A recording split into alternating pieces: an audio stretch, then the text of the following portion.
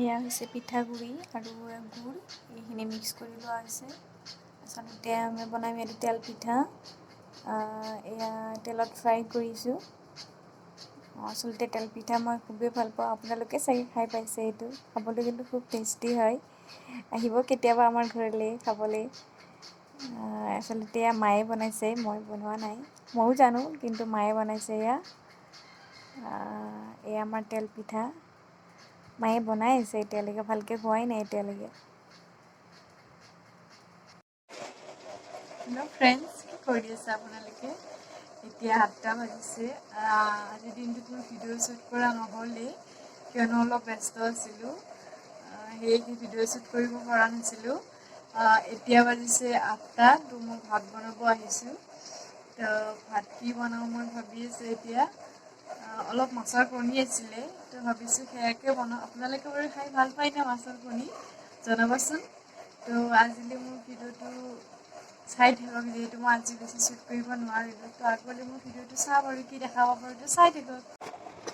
এতিয়া মানে মোৰ ভাতকেৰেলা ভাজি, ইয়াত যিহেতু ঘৰতে ভাতকেৰেলা হয়, ইয়াতে কোনো আচলতে মিক্স নাথাকে। আজিকালি যিহেতু খাদ্যৰ বহুত আচলতে ভেজাল হয়, তো এয়া ঘৰৰে হয়, ইয়াতে কোনো ভেজাল নাই। আচলতে ভাতকেৰেলা বহুত ভাল হয়। চাই দিয়ক ভিডিঅ'টো।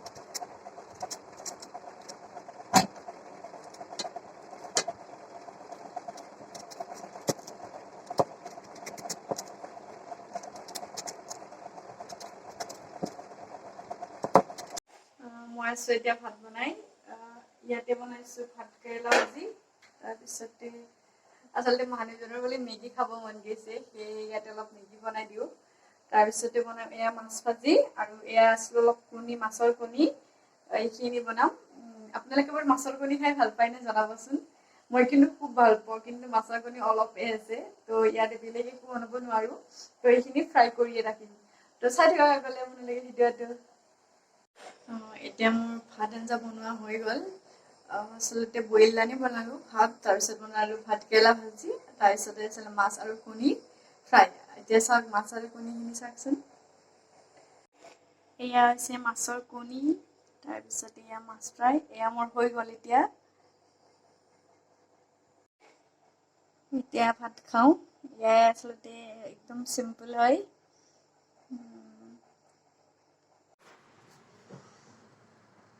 হেল্ল' বন্ধু বান্ধৱীসকল, কি কৰিছে আপোনালোকে? এতিয়া বাজিছে 10টা। মই ভাত খাইলোঁ, আহি ফ্ৰেছ হ'লোঁ। তাৰপিছত মই ভাবিলোঁ ভিডিঅ'টো বনাওঁ। আচলতে ভাত খাই আহি বিচনাখনত শুব মন যায়, কিন্তু কিনো কৰিম, আমি যিহেতু তিৰোতা মানুহ, ভাতকেইটা খাই আমাৰ বহুত কাম থাকে পাকঘৰত। আচলতে মোৰ লিখিতকৈ কৈ মুখখন বিষাই গৈছে। ভাবিলোঁ আজি যিহেতু গাঁৱলীয়া মানুহ, অলপমান গাঁৱলীয়া ভাষাত কথা পাতোঁ, সেইকাৰণে মই গাঁৱলীয়া ভাষাত কথা ক'লোঁ।